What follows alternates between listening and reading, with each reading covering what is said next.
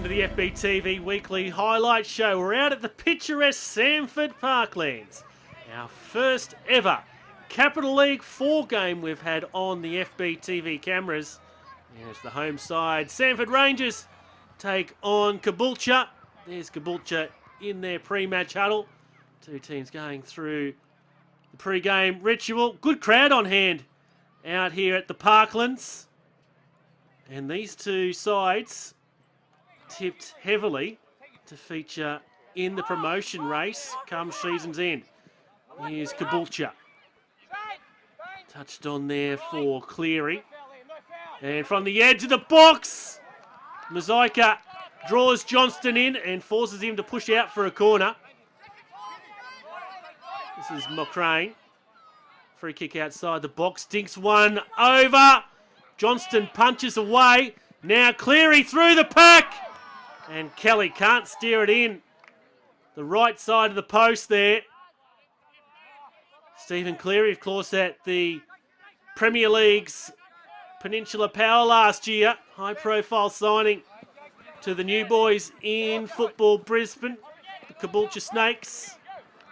And now they come under defensive pressure, failing to clear their lines. Here's Gleeson! Puts it past Keith Chodel. And the home side have a 1-0 lead after 10 minutes. So Caboolture guilty there of not clearing their defensive area. And Ryan Gleeson on hand there. Daniel Wordsworth does his best to try get back and recover. Not able to help his side out. Samford 1-0 leaders. This is Worthington going forward now. It's inside the box. That one just wide of the left upright. Henderson. Looked to initially play the long cross into the box. Thought better of it. Here's Cleary again. Drawing in Johnston. Didn't have to get a touch on it at the end of the day. McCrane. Cleary just controlling things up top. McCrane continues with his run. Cuts it back towards the edge of the 6-yard box. Samford deal with it initially. Johnston can't hold it. And his defenders help out, although straight back into the path. And this time, Johnston with surer hands. So they're 1-0 down here, Caboolture, but they've had the better of the play so far through the first half hour. Although here comes Samford again. Turner on here for Forsyth. He goes down. And referee points to the spot. So Dane Forsyth here, zeroing in on goal. Obstructing us there was the Samford player in Lichtart. But the referee deems there's enough contact there for a penalty. Here's Dane Forsyth. He puts it away. And Samford have doubled their advantage on the half-hour mark.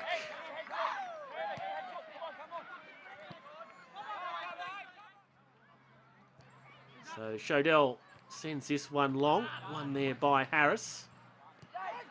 Forsyth touch on for Steele. Here's Forsyth again, gets goal side of that defender. Forsyth again in the box, goes himself. What a great individual goal there from Dane Forsyth. And the home side can barely contain their excitement.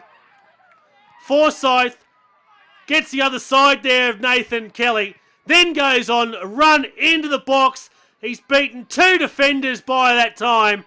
And then from around the penalty spot, pokes it away.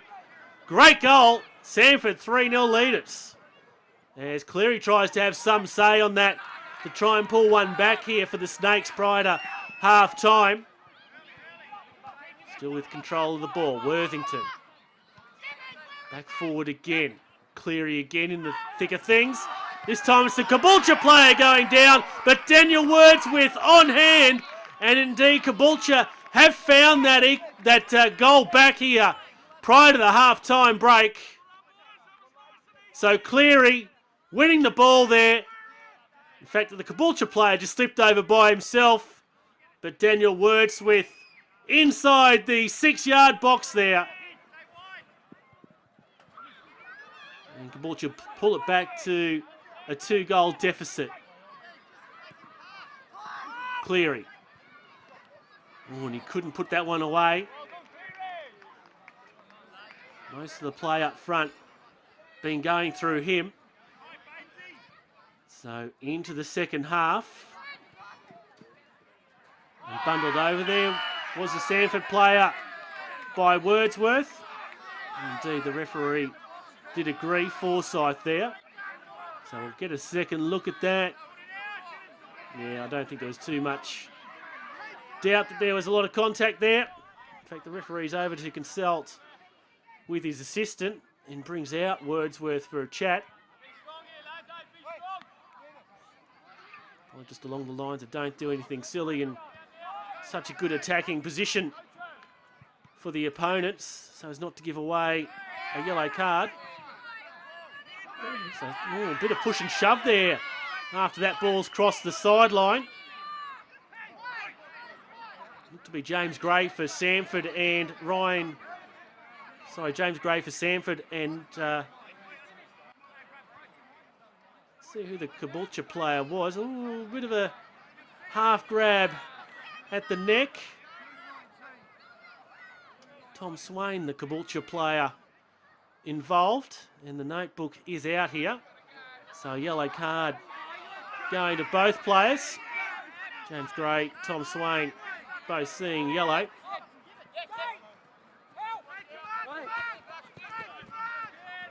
On the hour mark, Samford looking to regain the 3-goal advantage. This is Forsyth. Cuts back, narrowly in front of Stansfield there. And then Steele sees his effort over the crossbar.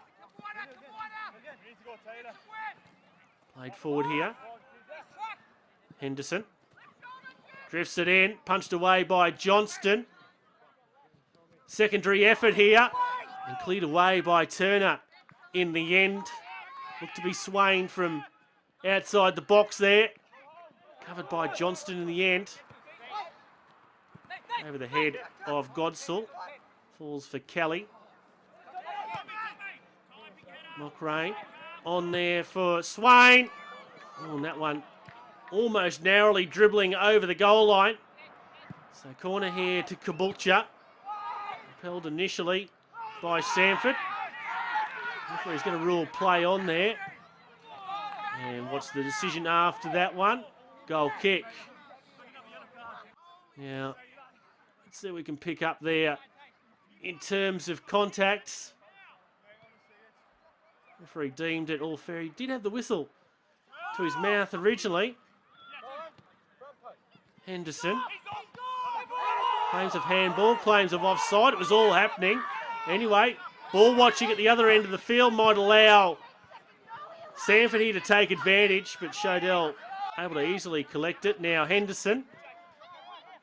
Tough to tell the offside angle there. Was there a handball? Well, arm was an unusual place, but really no choice there for the Samford defender. Oh, clatters off the uprights.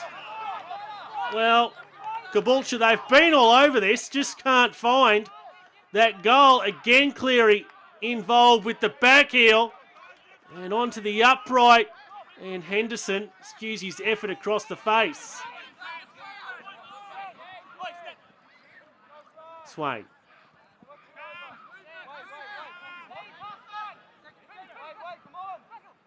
Just held there. Into the box now for Wordsworth. And Caboolture pull another one back here with just under 15 minutes remaining.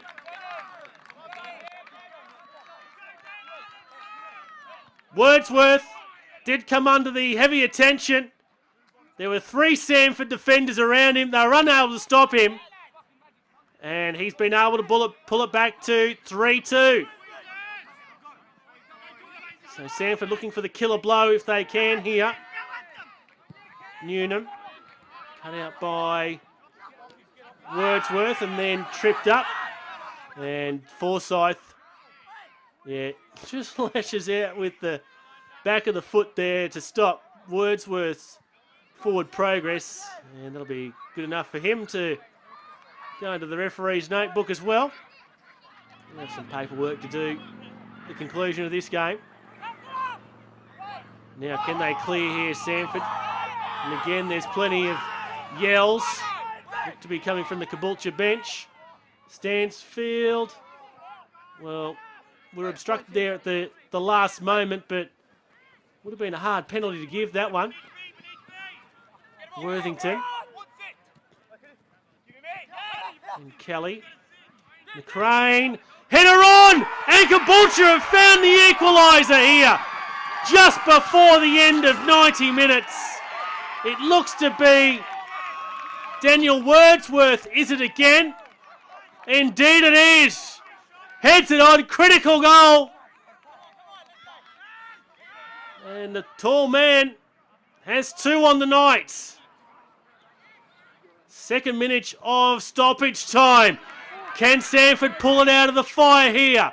Forsyth, penalty shouts against, or by Gleeson.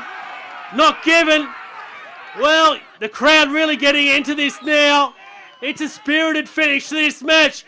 Desperate times. And Shodell will just calm things down a little. Yeah, I don't think there was much contact there. Free kick played forward. That's full time. Samford and Caboolture. Good advertisement for Capital 4 football. They've come away with a 3-3 draw.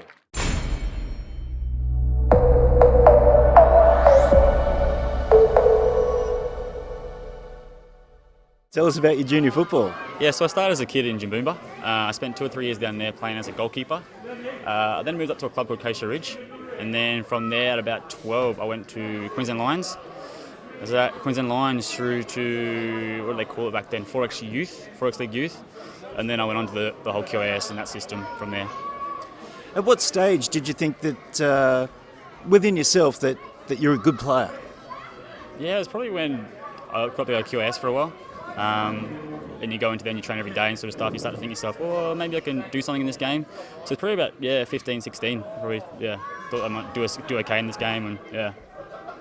And have you reached the heights that you thought you'd reach? Are you happy with what you've done so far? Yeah, look, I think if I look back on what I've done, I've probably achieved a few things that some other people might like to have achieved. So I'm quite proud of that. Look, if I look back at my career, I'm happy. I've done some few things. I've explored overseas and I've done a few things here, so I'm quite happy, content.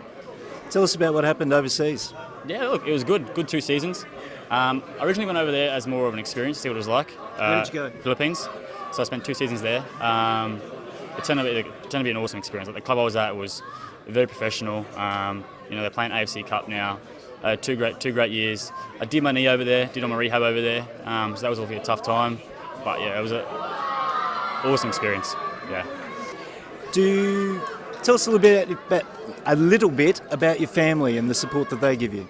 Yeah, my family's been awesome. Like, you look as a kid and my parents, the cost that to play football nowadays. If I went to my parents and I needed anything, they were always great.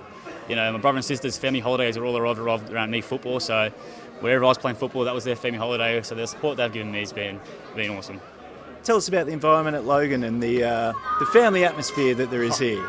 It's awesome. I mean, anyone that comes down here, Lowe's, it's probably one of the best environments in football in Brisbane. From a club itself, the work Croyd's puts in, the work the community puts in for us players is second to none. You can sort of tell from where the club's come in 3 or 4 years. My first year at the club was when they first got promoted. I came in halfway through, and we were new to the BPL scene, and we were just new. But you look at us now, and we're a firm part of the BPL, and it shows it's credit what the club's done, and the atmosphere here. It's awesome. So let's take a look at the results from the Flight Centre Premier League Round 8. Albany Creek got over Peninsula Power away. So too to Mitchelton away to North Pine. Capella in a high-scoring match that seesawed over Logan FC. As we saw in the feature game, Lions 1-0 winners against East. Ipswich Knights an upset over the high-flying Holland Park Hawks. while Rochdale defeated UQFC. So a handy 4-point gap at the top of the table for Lions. 2 points separates 4th through 10th.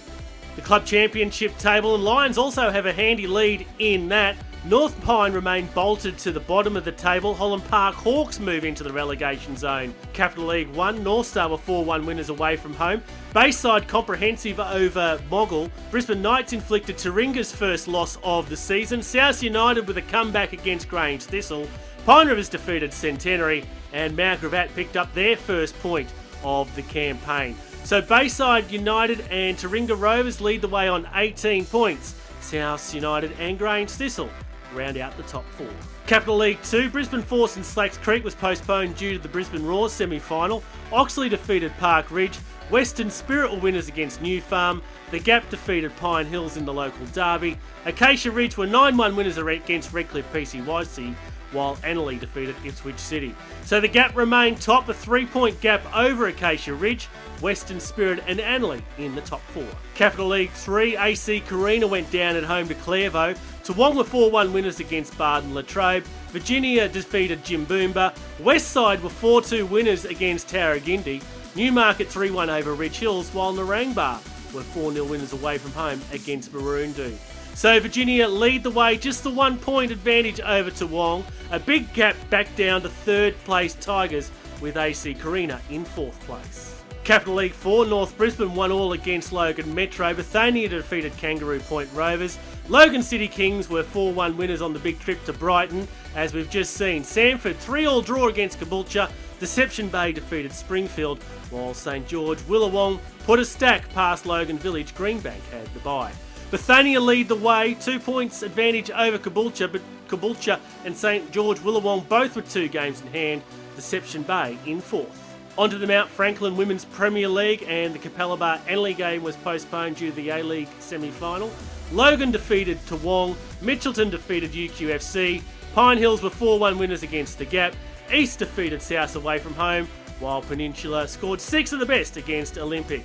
So Mitchelton continue to lead the way, Peninsula Power, Logan Lightning and Annerley making up the top 4.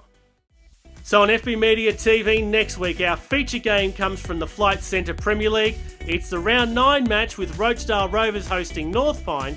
And in the weekly highlights show, Mount Franklin Women's Premier League action, the Round 9 clash between Eastern Suburbs and Mitchelton.